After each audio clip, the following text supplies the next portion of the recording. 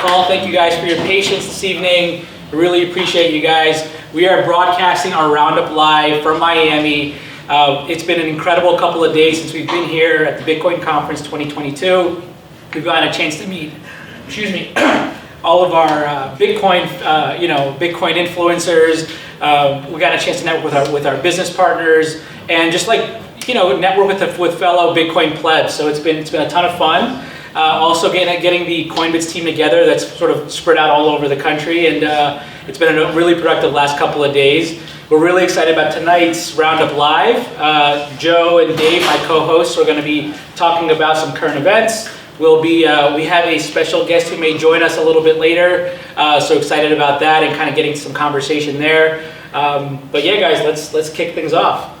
Joe, you want to take us to our next topic? Let's do it. Yeah, so welcome everybody from Miami. As Maher said, we're going to get into the newsletter to start. Actually, you know what? I want to first talk about something else. We have a big announcement, Coinbits, this week. We have a brand new website that has been long in the making. A lot of development work has gone into it, a lot of blood, sweat, and tears, and we finally have delivered. And I wanted to let Dave add some color to that and actually talk about our new website that we're super proud of and it's just launched. Thanks, Joe. Can you share it on your website? Oh yeah, if you just share it and turn it around. Yeah, so we launched a new website yesterday.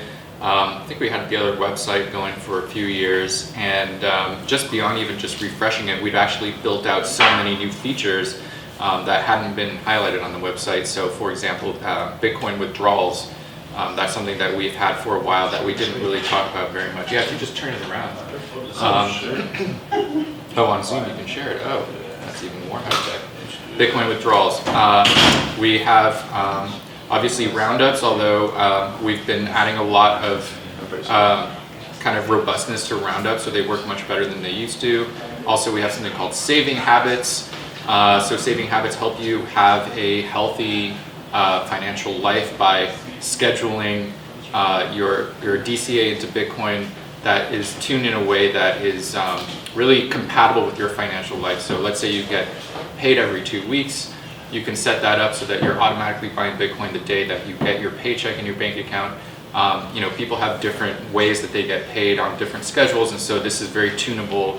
You can kind of build a good kind of a good financial hygiene. Something that we do at Coinbits is we encourage people to have kind of strong, good financial hygiene. We're not a crypto company. We're not a crypto casino. We think that Bitcoin is a gateway into a more responsible, kind of longer time horizon, thinking longer term and investing in your future. And so everything we do at Coinbits on the product side is designed in order to kind of encourage that type of behavior. Another cool thing about the website you see here is testimonials from some of our users. So we're really proud of the fact that a lot of people who have worked with us on our platform have been able to achieve some pretty significant life goals actually through their savings in Bitcoin. And so we wanted to capture those stories. We talked to some of those people and feature them on the website. If you go further down, we kind of walk you through the sign-up process. Obviously, Bitcoin can be intimidating to people. They don't know where to start, how to get started. Am I going to lose my Bitcoins? Am I going to mess something up? And so we really wanted to just kind of simplify the journey with graphics, animations. Just say, look, you're going to get off zero Bitcoin in 10 minutes or less. You just pay yourself first before you pay any other bills, before you paying down your debts, even buying things, luxuries and so on. Pay yourself first in Bitcoin, and it adds up over time. And then of course you can withdraw it whenever you want to a private wallet. You don't have to do that. You can leave it with us. It's safe and secure for as long as you need. But of course we do encourage you to take custody of that Bitcoin, because that's the power of Bitcoin, is that it's that portable. So check it out. We're really proud of it, and that's about it. I think there's also one big feature on the new website that we haven't broadcasted before. Was one of our proud advisors, the author of the Bitcoin Standard and Fiat Standard, Saifedean Ammous. So Saif joined the team almost a year ago now. He's been an awesome advocate for Coinbits. For those of you who haven't heard his podcast, he's a huge Coinbits fan, and definitely gets the word out on Coinbits. So check out his work. He's one of the godfathers in Bitcoin. Everyone here on the Coinbits team, everyone loves this guy. And if you haven't read any of his work, check out the Bitcoin Standard and the Fiat Standard. Both books are out for sale. Here's the Fiat Standard. The team made sure to read it before we all came down to Miami and met up with Safe again. So look out for more about growing our advisory team and our reach and influence here within the Bitcoin community. And just bringing these types of thought leaders to our audience, to our members. You guys have been loyal customers of ours since 2018, and it's time for Coinbits to grow and really evolve as a Bitcoin financial services company. So we're really excited about what's next. Yeah, awesome stuff. And I must say, I really feel sorry for Safe right now because he signed more autographs on his book today than I've ever seen anybody sign, and I just saw him in absolute pain. So I hope he's icing that hand right now. But yeah, everyone was really pumped. I heard the Coinbits team was there helping out as best they could. So shout out to you guys. Yeah, that was awesome.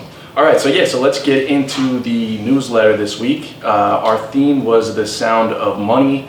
Some of you may be old enough to remember the movie The Sound of Music, so we got a little play on words there. And the idea was, if you hear computers humming away in the distance, that's just the most secure computing network in the world keeping your money, aka your Bitcoin safe. And the idea behind it really was the term sound money, which some of you may have heard in the past, actually stemmed from money that actually made a sound. It was a verification process, not a scientific one per se, but if you had a gold coin or a silver coin or a copper coin, it would make a certain sound against the surface, and you would know that that's actually a legitimate gold coin. So now we've kind of upgraded our verification process to thousands of anonymous nodes across the world. Humming away, they don't know each other, they're just operating on consensus, enforcing the strongest money in the world. So let's get into the news of the week. First news item we have here is Germany feels the brunt of inflation. Some of you may have heard, German retailers this week announced that they were increasing food prices another 20 to 50%. This is hitting grocery stores especially. Basically skyrocketing costs over in Germany, which is horrible to hear. I know the entire world is going through this inflationary crisis, and it only seems to be getting worse. You guys have any thoughts on everything that's going on? Actually, I know who might have some thoughts. Before we continue, John, would you be interested in just joining us for a quick conversation there? Yeah, sure. Yeah, please. For those on the Zoom call today on the Roundup Live, I'd like to introduce right over here, brother. Sorry to crash this on you. Yeah, man, thanks for joining us. Please do. I'm Maher, this is Dave. Hey, man. Joe. Nice to meet you guys. Yeah, thanks for joining tonight, Having a good man. time at the conference? Yeah, it's been great. You did a great job today hosting, man. Thank you very much. So for those on the call, I would like to introduce John Vallis. He's a thought leader in the Bitcoin space. One of the personal reasons why I love following John's work is because he doesn't focus on the finances. Like the business case for Bitcoin's already been made, right? We start talking about sort of like the bigger picture, the bigger impacts on Bitcoin, and how not only is it changing money, but also how it's changing people.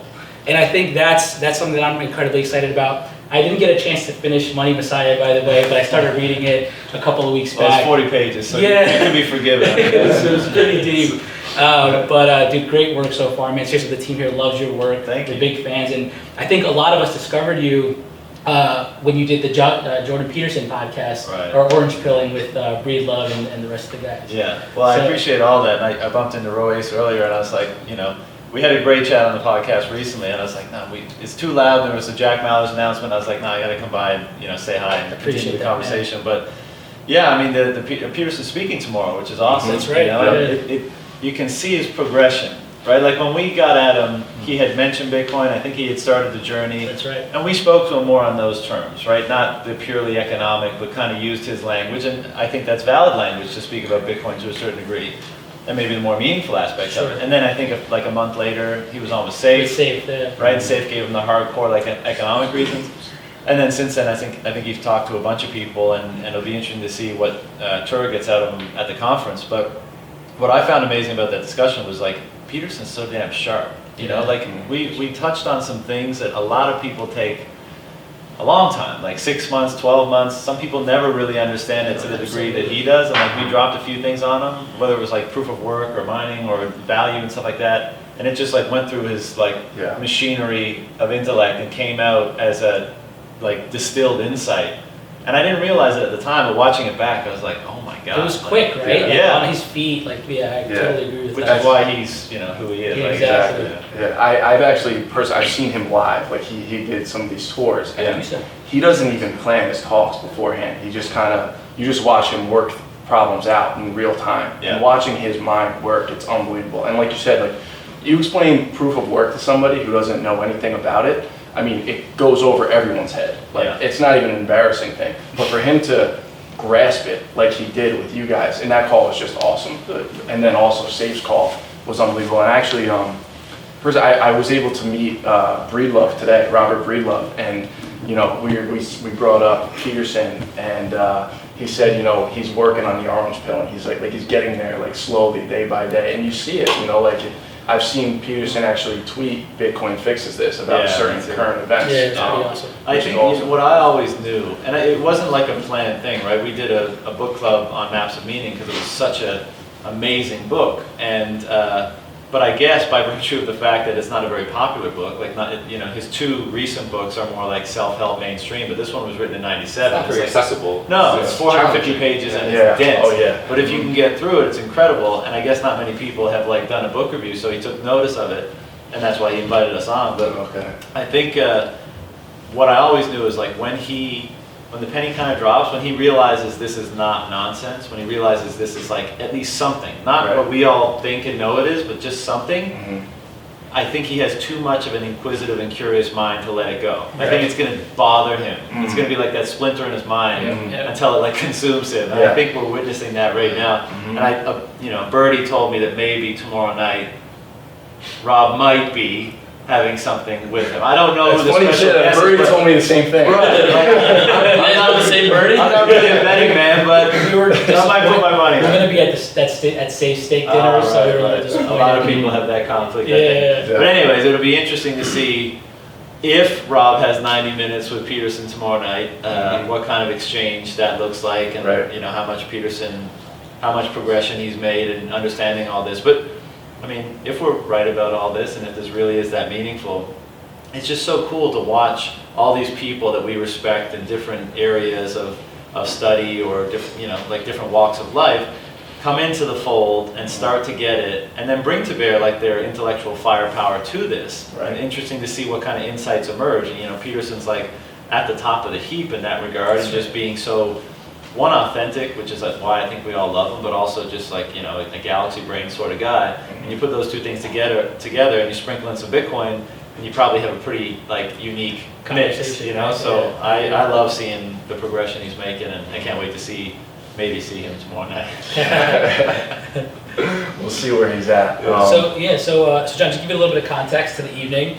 So every Thursday we do like a weekly Bitcoin RoundUp. A newsletter goes out every week on some current events, some Bitcoin education. You know, our users, our aim is to really introduce Bitcoin to the everyday person, right? It's about, you know, introducing Bitcoin as a savings technology, the world history's best savings technology, as we reset the world's, you know, monetary operating system, right?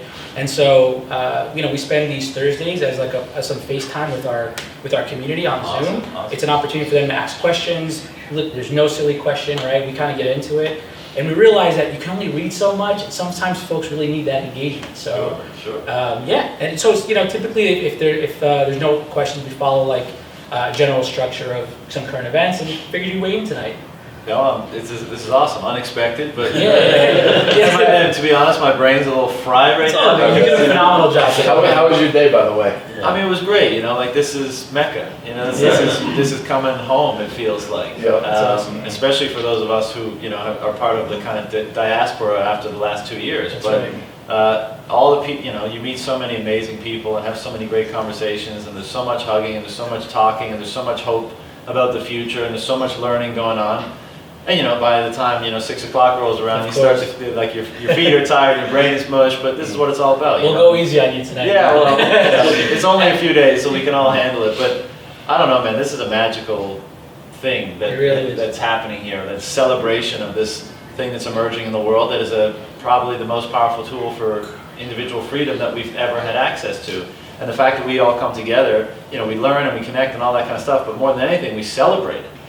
And it's great, to celebrate something So worth I celebrating. see that your father is here. Right? Yeah, So yeah. my father is also here. Nice. And How are you, sir? That's the type of people Bitcoiners are, by the way. Yeah. So actually, one of the comments that he mentioned, he's like, where we're from in New Jersey, within my dad's community, he's like the Bitcoin guy. You know what I'm saying, right? He's like the expert. When he came here today, he goes like, man, I realized I know nothing. It's pretty amazing. I mean, if you don't feel like that, you probably have the wrong approach. Exactly. I feel like that all the time. All the time, right? I can speak with someone who's really deep into the technical side of things, or even like the more, I don't know what you want to call the angles that I take, but the more meaningful or esoteric components Sure. of it. Like I still feel like I'm just scratching the surface. Right. So Yeah. nobody's reached the end of the bottom of the rabbit hole yet, right? That's So, and that's what makes it so engaging. It's always, for those of us who are curious and have always been that way and always been like intellectually stimulated and wanted that stimulation, Bitcoin is like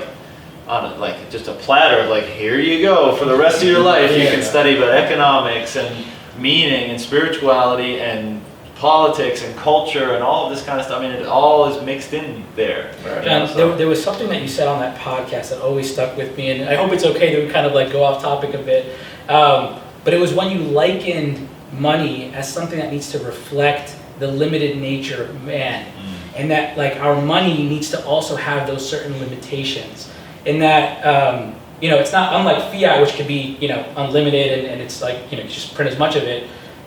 Our energy is limited by the physical nature of us being humans and time. Where our resources are limited as humans, and so our money is basically our avatar in the economy, right? It also has to have those same properties. I forgot the exact expression that you used, but That's great. It was mind-boggling. Money being the avatar of us out in the economy. Yeah. Because like what we're trading is our time, energy, and reflected in that trade is the value trade-off that we've made or the value decision that we've made, right? You have, let's say, an infinite number of choices, and you choose this. So the opportunity cost of doing anything is literally everything else. That's true. So there's a very so you've decided to sacrifice your time and energy resources to making this choice. And this is kind of why I like exploring like religious narrative and the archetypal narratives wrapped up in all this, because what does it mean to sacrifice your time and energy with the expectation of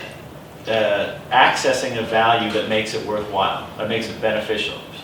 And then I think these narratives, and represented in many places, try to articulate and explicate is, okay, if we agree that's the mechanics of human action, if that's the mechanics of value, well, what is the greatest sacrifice of your time and energy you can make, and what is the greatest thing you can gain in return or access in return in terms of value? Right. And then this is explicated to try to, in an impactful way, to try to explain that.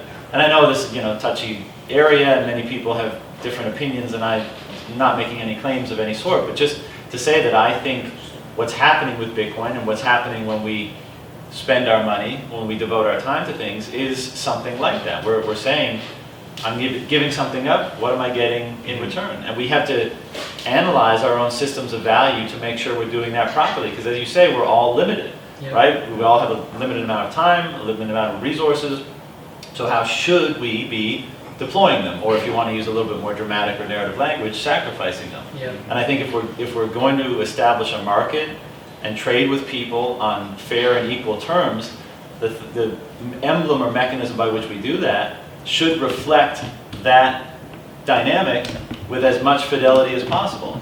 And that would be something that is equally limited as ourselves. So it can be that avatar that we can trade, and it's not diluted and distorted in various ways. We've never been able to have that, right? Because we've never had something that's been as scarce as our time. That's right. We've had things that have been fairly scarce, and I think everyone here probably understands the history of money and gold and all that kind of stuff.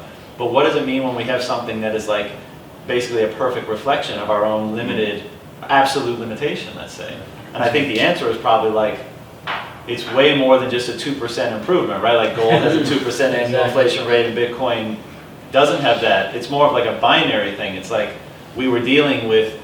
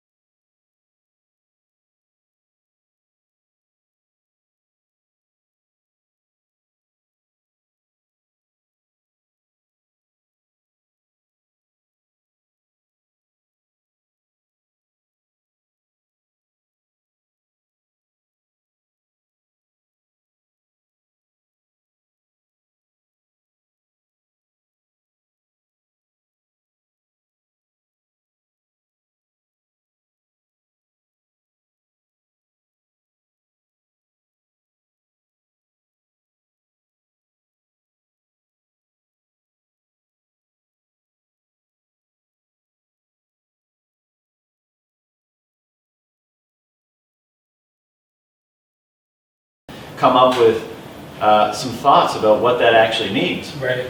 And I think when we come to conferences like this, we actually get an example of what that means. We get to see, I mean, I shared the anecdote on stage today about, something my dad said. We were at the beefsteak a few nights ago, and it was just a ton of Bitcoiners, and the vibes were amazing, and everyone was humble and polite and enthusiastic and positive and intelligent and, all the great things. And he came up to me and remarked, like, everyone is those things. Yeah. And to me, it's become normalized now, and I'm like, yeah, of course, Bitcoin. So that's what's going on. But the question is, like, why? Right. There's a self-selection thing, right? It pulls those sorts of attributes in people in, but it also seems to be instilling them in some way, so that they're like amplified in people. So I don't know if it's Great point. instilled or, like you said, it sort of like Calls it forth, brings pulls it it out. forth. Yeah. Exactly. Yeah. In that, because in a way, what the existing system has done to society has allowed us to just be very self-centered. Like, we have to, not necessarily by choice, but by necessity, have to focus on ourselves. But when you have a money that's sort of taking care of your future, you can now start to think about other people, right? Yeah. And so I think, I remember talking to Joe one time, he's like, man, I think Bitcoin makes you nicer. Definitely. I try to simplify it. Because it allows you that time to think about it. Yeah, but it reflects, so like you wrote about motivation in your article, and I can't remember the line, but there was this line from Maps of Meaning that was about how basically, the meaning that we find in the objects around us have to do with our motivation and our juxtaposition with regards to like how we're motivated to respond to them, right? And so when we use up our energy and our time to do something at the expense of doing something else, and then the money reflects that. It's not only just the energy and the time, but it's also kind of like the meaning that you imbue in the work that you've done, the motivation that you had to do that thing, and then to have that diluted or taken from you, it collapses your own sense of expression, your own like sense of power in the world. And so I think that's another thing, is that when you have Bitcoin, you realize that you can actually devote yourself to something unreservedly and kind of like open up about who you are in a way That's extremely That's well really said. cool. I couldn't agree more. And there's so much to this, but one of the things to what you said is like, when people have that degree of confidence that the sacrifices they've made are going to be available to them in the future. Say, let's forget like where Bitcoin is on the adoption curve. Let's say it's like we're in a Bitcoin standard anyways. You work and you're able to store the value of the sacrifices you made for ostensibly as long into the future as we can imagine, if all things go according to plan. And to what degree does that amount of security dial down your anxiety about being able to provide for yourself or your family or operate in the world? I think a lot. And when the anxiety is less, you're more available. Yeah. You're more available to help people. And the other thing that what you were saying is like, when you have that increasing degree of freedom, and in relation to your confidence and your lack of anxiety about the future, right? So like, you're not just in this constant hamster wheel of deprivation, and I need to provide and provide and provide because I'm being drained, surreptitiously. But the more you have that freedom, well, then the question becomes, and I think one of the most relevant questions is, what am I going to do with my freedom? What are the things that are most meaningful to me? What is value, and what's most valuable to me? What has the strongest, to use that terminology, motivational significance for me? And then you go down the rabbit holes, well, why does it? Why am I drawn to that thing? And I think this is why we have so many of these conversations now, because more and more and more and more people, and you don't have to be a billionaire for this to happen. You can just know that like, the money I save, I'm very confident it's going to be there for me. And so then it begs the question, well, what do I want to be in this world? Yeah. And as a result, how should I establish my orientation in the world? And I think that's what leads us to the realm of values. What are the highest values? And how should I understand them? And how should I embody them? And how should I express them? And that's no small task, but I think it's probably one of the most worthwhile tasks to pursue. When you have, by the way, your comment maybe brought a whole new definition to sovereignty, by the way. Thank you for sharing that. That was, that's a really cool idea. But to your comment, and you've used this expression before, this value hierarchy. I love this concept. But when you have these honest avatar participants in the market, it allows for a collective value hierarchy to like emerge that is flipped on its head than what we experience today, right? And I think that's what's really exciting about Bitcoin, is that it allows just people to reorient themselves to, like you said, this from these hamster wheel, like, 9 to 5 type of mentality, to always needed to get a paycheck, to like, hey, you know what? It doesn't have to be this way, right? One of the things that excites me the most is that, like, when we have a market that operates with that mechanism, that super high fidelity, incorruptible mechanism, I think it genuinely reflects the truth of the values of the people who are using it. Correct. Now, that's not to say we automatically get like a utopia or anything Right. like that, because Exactly. we're all imperfect, and so it's going to express all elements of ourselves. But Transparent. yeah, and what I think and what I hope is, like, I do think people are mostly good, and I think most people are good, but people get conditioned in various ways, and people get taken down different routes, incentivized in different ways, and influenced in different ways that draws them away from who they might be or who they want to be or what their potential is to become. And then you, on top of all of that, considering what you said about the hierarchy, is like you have this supra hierarchical entity, which is the central banks and the governments, who's if those avatars, if money carries our values implicitly, right? Because they reflect our action, and our action reflects our values. Well, what does it mean when you have this like one single entity that's able to inject its values into the market kind of At no cost. at no cost and unfairly? And it may even be, they may think they're doing it altruistically. Sure. But still, whatever they're sending out into the market has all of their imperfections and all their lack of knowledge and lack of data and all of that kind of stuff in it. And I think that's part of the reason why we get all these perversions in the market in the world today and all this distortion. And so I just want the truth, Right. ultimately. And so what I want is people to be able to act and us to be able to see the consequences of those actions, then take responsibility for them, take the data back in, refine ourselves, refine our families, communities, etc. And let's see if we really are good. Let's test the thesis. Are people actually good? Are we more good than bad? And if we are, I think a very amazing world awaits us with a tool like this. That's beautiful, man. Incredibly well said. put. I love it, yeah. And I mean, it brings me back to, what you guys were talking about. I think we might have touched on this a couple of weeks ago.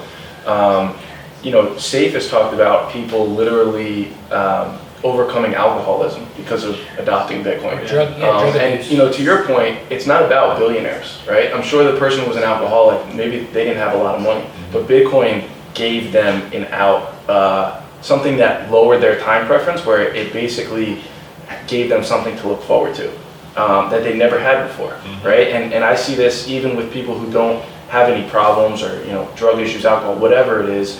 They didn't have any options before this. They didn't have any savings options. They didn't think that their money was going to last beyond the month, and they were just on this hamster wheel. And I think we aren't able to comprehend what a society contrary to that really looks like. Like, there's too many external effects of that, like you said, I don't know, it's not a utopia because we are flawed creatures, but boy, I mean, I think it would be the better.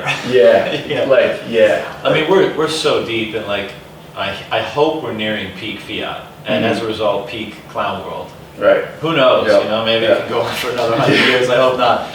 But we always say, like, today's world feels like up is down and down is up. Right? yeah, none of it makes sense, right? Yeah. And to have this thing that's like, of course it's going to be tumultuous when this thing comes in and it's writing all of this perversion, it's going to be messy. But to your point, I mean, my dad and I on the way here, we were talking about, I won't mention names, but like high profile people, wealthy, famous, all this kind of stuff, who literally are that way, even though they had all that stuff that's supposed to make them happy and content and stuff in the world, they were miserable, even suicidal. And then they discovered Bitcoin, and they saw what it meant for a potential future. And we're not certain about any of this, so it's only like, probability and projecting, but we're all fairly convicted, I think, and rationally convicted, like we understand the reasoning and the arguments, and what else can you do but follow that sort of reasoning. And these people, in seeing how much this tool can rectify some of these issues that we were just referring to, and the world then becomes something that you actually want to engage in, and as a result, pulls forth more of your potential out of you. And the same is true for me. I mean, I was never suicidal, and I mostly took care of myself, although there's periods in my life where I let myself go a little bit more than I would have liked. But I never felt like the world was something I, truly wanted to give myself to, because I didn't think it was worth it, or I didn't think it could be turned around. Like, the problems seemed too insurmountable. And then something like this comes along, and seems to represent something that can change it on such a fundamental level that all the changes that will arise from that might actually rectify many of those issues. Again, disclaimer, is not going to fix everything. There's always going to be problems. And then the world ends up becoming something that says to you, like internally, yeah, like this represents values that I resonate with me, and that I think are good, and that I think I have in me, and that I want to share with the world. And so now I'm more motivated. Now I want to like take care of myself. Now I want to think about the future. Now I want to, you know, devote myself to something that's meaningful. And I mean, I'm sure I don't have to tell you guys this, but like, this is everyone, everywhere. Like, this is why people are so jazzed here. I mean, most of the conversations I have with people, once they get past like, you know, the formalities, is this. It's like, hey man, like, have you noticed that since going down the Bitcoin rabbit hole, like, things got a lot better, and like hopeful for the future. You know what this reminds me of, man? The Dark Knight and Batman needing Bitcoin, because you know the quote, right? Either die the hero, live long enough to become the villain. Batman clearly hasn't fallen down the rabbit hole. Exactly. Yeah, it's true. It's like there's so many. It's so easy with most other technologies to say, okay, there's like this like positive side. It could also turn out very badly. With Bitcoin, you know, you don't run into a lot of like pessimistic people that are like, yes, Bitcoin's going to become the world reserve currency and everything, but it's going to be horrible. Like, that doesn't. I don't know if you saw the clip. It was on CCTV, which is like the main channel in China. Yeah. There was an interview. You know, they were talking about Bitcoin, and the guy literally said, like, if you buy Bitcoin, you will die. And that was the thing, right? That's actually true. Yeah, but I mean that's the state of the counter argument. And look, to give it its due, when something is so disruptive or is going to generate a system that's so antithetical or different to the existing one, the turmoil will be painful and disruptive for people. And I don't want to diminish the fact that, like, if you don't navigate that properly, it probably will be difficult. But I mean, also the question is, like, will it be any more difficult than the increasing, worsening, you know, destruction of the legacy system? Probably not. But, you know, and that's why we do this, right? That's why you build businesses. That's why you educate. That's why you have these conversations, to hopefully bring more people into the fold. And you know, I was on Pete's podcast yesterday, and he was talking about, you know, what about the social safety net in the state, and what if the states don't have as much money to provide this stuff? And my response was basically what yours was. It's like, can you imagine a world where, first of all, the productive gains of innovation are not being siphoned away by inflation, right? The market gets to realize all of those. So people have more things they need for far less. Then also, as people are able to save for the future, you're actually able to incrementally increase your wealth and your security as you go through life and you work. And so, and through the generations. Yeah, exactly. And that's a really interesting one to go down. But you become more available, right? And so when you become more available, when you realize that and you take that commensurate responsibility, I think what's probably going to happen is way less people falling through the cracks. And when they do, people in a more local community are going to be available and feel the responsibility to do something. Not outsource it to the state, like, I pay 40% taxes, you take care of the food banks and the whatever the hell else it is. I mean, I think it's going to become, the compassion is going to be more free-flowing from people. And I think we already see that. I mean, Bitcoiners are very generous people and compassionate, and social projects that they've been building and stuff like that. I've seen it, and it's awesome. But the challenge is it's hard to take it's hard to isolate one aspect of our world today and shift it into like a Bitcoin world, but keep everything else. I mean, it's just not realistic. I've seen this tension over at the conference. There's definitely like a large percentage of people who are trying to fit Bitcoin, trying to figure out how to fit Bitcoin into the existing system. And then there's another percentage of people that are like, this is a revolutionary youth movement, right? I think Peter Thiel just said that. Right. I mean, there's a clash of visions for like where this is going, and they couldn't be more divergent in like how things will turn out. You know, I mean, if it's a revolutionary movement that's going to undermine the world system, even as Bitcoiners, let alone the people bought into that system, but Bitcoiners too, we're going to be challenged in ways that, you know, we can't even probably imagine. Right? I couldn't agree more, and I think the last 2 years especially, some of us woke up to that. You know, up until then it was fun to just be on Twitter and have laser eyes, and just, you know, but it became real in the last 2 years, it seems. And like the metaphor, the mental image that I often use is like the one of a forge. You know, like I think whatever transition we're in, and I mean, everything is always in flux, so things don't start and end like that, so maybe it's always this case. Maybe that's good, but I think there will be challenging times, and I think we will be, because we are products of the legacy system in many ways. Right. Not entirely, we're able to extricate ourselves to some degree, we're able to diminish the conditioning that we've received from that, but in many cases we are. And so we should expect that if we're, you know, entering a different system, we should expect that the conditioning we received in the former is not going to be applicable to the new one. Right. And that's going to mean that we are going to need to change, possibly in dramatic ways. And, you know, that, you know, you might say, oh, that's good, you know, change is good. It's like, yeah, but on this level, like, change can be very hard and change can be uncomfortable. And that's why the image of the forge is helpful, because, you know, you can't think of a more intense environment than a forge, right? You put a piece of metal in there and you heat it up as you know, high as you can, and then you take it out and you put it in water and you bang on it and all that kind of stuff. And it's horrible if you're the piece of metal. But you come out at the end, you know, a shiny blade that's very useful and very fit for its purpose. And I know it's kind of corny, but, you know, sometimes we use images like that to see us through challenging times and stuff like that. And so I found that a useful one for the transition that's happening, because we aren't separate from this. We are this. We are Bitcoin. Bitcoin exists because we value it, because we use it, hodl it, all that kind of stuff. And I don't think we're going to get out of this without being transformed in order to be more appropriately fit for the new system. Yeah, I see. This is something we think about all the time. If you think about what we're doing, we're helping people on that transition. A lot of us on the Coinbits team are on the Bitcoin standard, like 100%. And it's difficult. It's not always easy. Like, there are some like workflow issues, things, inefficiencies, and you know, it's important for us to reflect on that journey and sort of create products, services, tools that like help people along the way, this being just one of those tools. And so we would think about that a lot. I don't think any of us have the answer, right?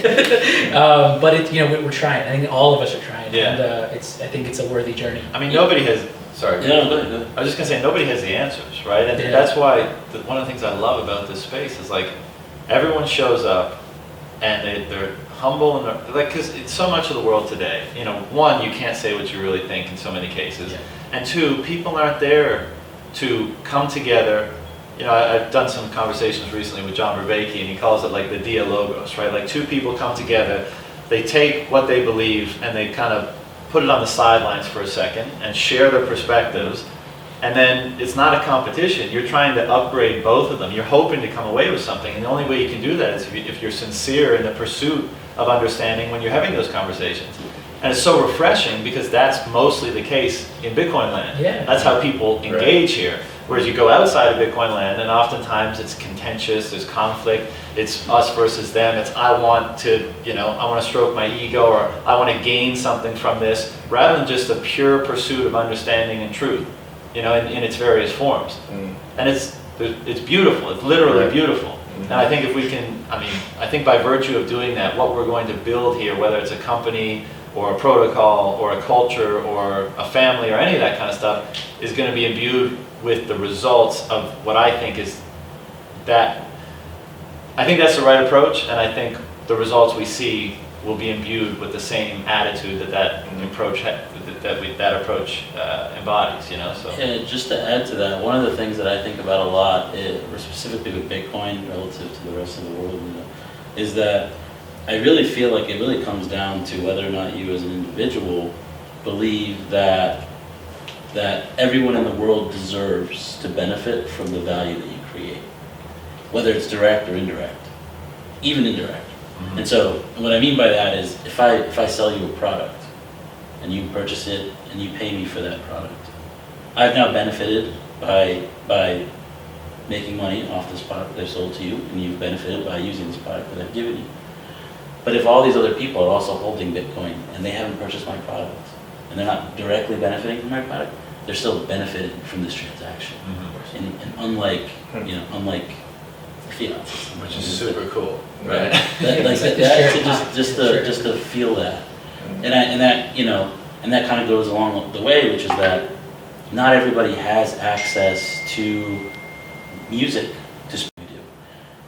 And the benefits that we gain within our jurisdiction, within the privilege that we have today in our life, everyone else in the world should benefit from that, from our ability to transact with one another. Yeah. Because you've been given the privilege to produce value for me by producing content, by producing whatever it might be, and I've now, given you and paid you for it.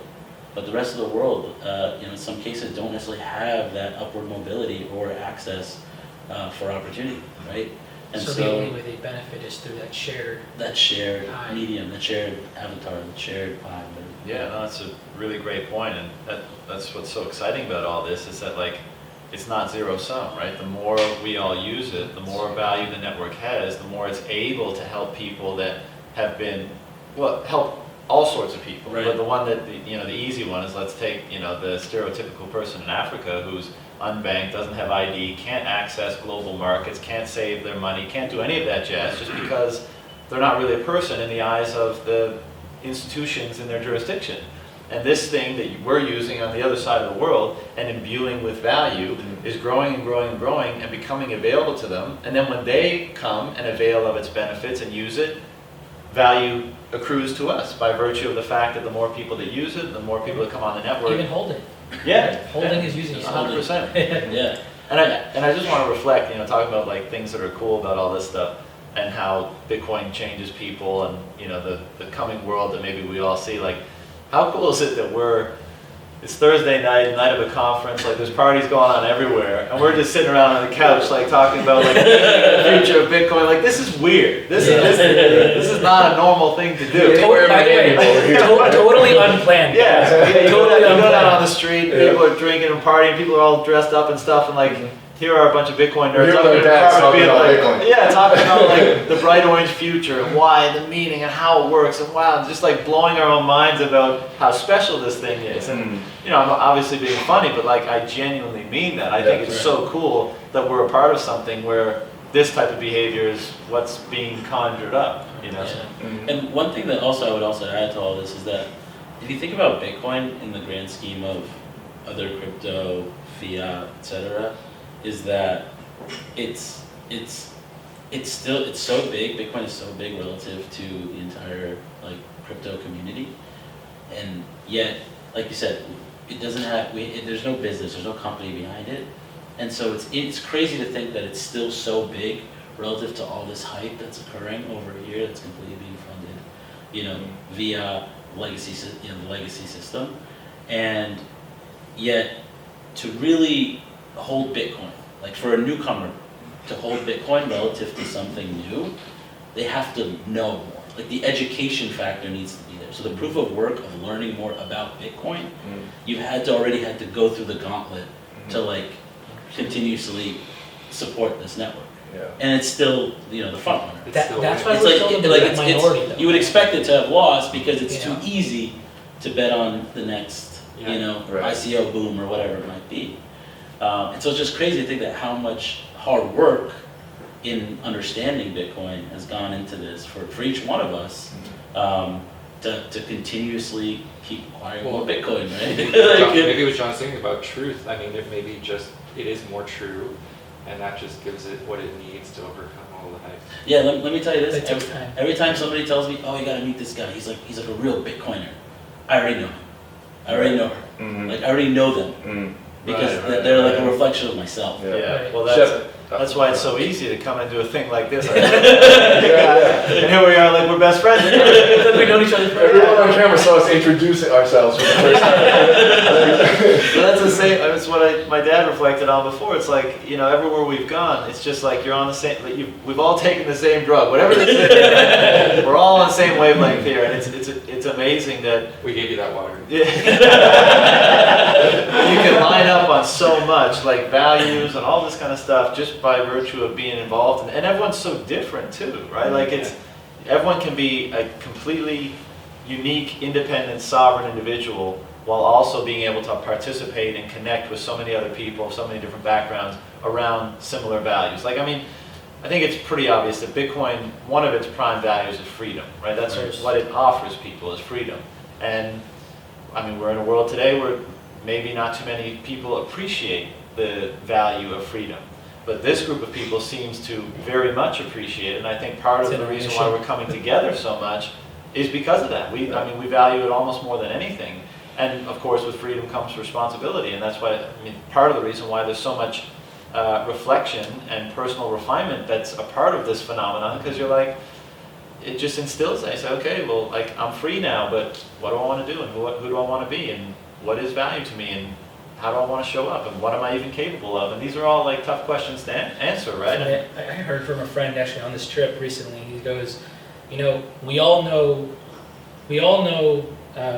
I'm going to butcher the quote. That's fine. We all know we're going to die one day. We all know we have to die, but do we know how we want to live? And I thought that was a really cool. Quote. Yeah. It sort of like brings me back, because Bitcoin let you think about that, right? I think that's what's.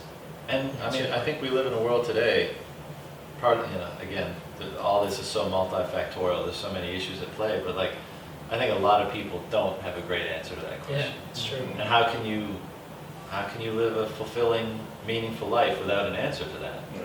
And there's many different avenues you can go down to get an answer to that, and maybe they all converge at some point. You know, this is a deep rabbit hole. Sure. But the fact that people have been deprived of even asking the question Right. is a problem. Exactly. You know, I don't want to tell you what the answer should be, but I want to work towards offering you the opportunity to answer, to be confronted by the question. Right. You know, and I think that's why we're so motivated to get Bitcoin over the line, or at least to value it and use it, integrate it to our own lives, recognizing that itself is helping to foster its, you know, development and push it forward and grow it, and you know, there's a lot going on.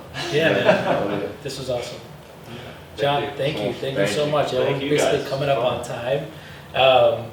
It's a little bit of a different roundup live I than we put the normally have. laptop every down. week. Germany, we'll get to the inflation comment. Everybody remembers the first question. Price prediction. That was awesome, man. Yeah, John, I'm thank not you so really much, capable of. Yeah, I think we all, or not everyone watching, but like a lot of us are probably fairly convicted on the economic and monetary aspects of all this, and pretty rock solid and that kind of stuff. And then you move on to other considerations. And to me, these are some of the most interesting questions, and it's been awesome to delve into them on the pod. One of which was with Roes, and that was awesome. And so, thanks for doing this. And Yeah, and just one point to touch on that, because you said it so beautifully. I realized this firsthand at the conference last year. We went to Safety's dinner, and my brother was here with us, and we decided, hey, let's split up. We'll talk to people, whatever. So the team kind of split up. My brother and I went to one table, 6 strangers that we've never met before, ever. When I tell you, it was the best conversation I've ever had at a dinner. I don't want to hurt anybody's family. I love you, but it was just. I mean, it didn't make sense. It was hard to process because I don't know these people, and they don't know each other either. But they all had this same thing in common, that they were what we call Bitcoiners. And let's say one of the best conversations I've ever had. So I don't get in trouble. And I was just like, wow, this is a lot more than number go up, isn't it? And couldn't agree more. And that's what's so overwhelming about an event like this, because, by virtue of the fact that I've produced public content, what I love about it is people kind of know what I'm about. Like, people don't come up to me if they know me at all and want to talk about price predictions and stuff. They want to go deep immediately, right? And that's what makes a conversation so good, because that's the ones I want to have. And it's such it's almost overwhelming, but it's such a pleasure to have that be for 4 or 5 days be the only conversations you have. mm-hmm. And then it's a bit of hangover when you go back to normie life, and Yes. you have those small talk conversations. Exactly. And you're I wish I was back. Maybe to round out the conversation, because it sort of ties to one the team had with one of our other partners earlier this week. It was about fear, actually, and he sort of likened fear as something. He even used his words. Said fear is illegal. Can't fear anything, any person, anyone, any situation. And he's a religious person, came from he can only fear God, right? He sort of looked at it from that perspective. Anything else is illegal. And I really reflect, this is an incredibly successful person in business and has done well. And I feel like in a way you're sort of coming from a position of privilege, but reflecting on this conversation tonight, like Bitcoin not only gives you the confidence, and hope for future, doesn't only make you more available to people today, but also building on that gives you the confidence to not have fear. And just sort of tying those two conversations together here right now, and it's cool, man. That's a great point. Yeah. I mean, and especially in the world today, like as a part of this degradation of the existing system, fear is a natural component of that. And that's how they control the Well, masses. absolutely, absolutely. And to be able to, and this is why Bitcoiners sometimes get a bad rap about being kind of like Toxic. off-puttish and toxic and stuff like that. It's because they're basically the ones saying, no, Yeah. Absolutely. no, I'm not buying the bullshit. Yeah. I will decide for myself what I believe is true, what I want to do for myself. Obviously not harm other people, not break any laws, but like I don't want you to tell me what to think and believe. Correct. I want to determine that for myself. And we've wound up in a situation where that alone is seen as toxic. Yeah. We're like, oh, really? You don't want to Yeah. conform to the like what everyone else believes? Like, you're supposed to just take it, shut up, nod your head, and agree. Exactly. And this group of people has the means now, Exactly. has something that allows them to say, pardon my French, fuck you. Exactly. I'm going to decide for myself. And that's why all Bitcoin is freedom money, but it's also fuck you money. You got to be a Bitcoiner to understand what that means, I Hell guess. yeah. Yep. Hell yeah. Awesome. What a great way to end the evening. Bitcoin is fuck you money. John, thank you so much, man. This was awesome.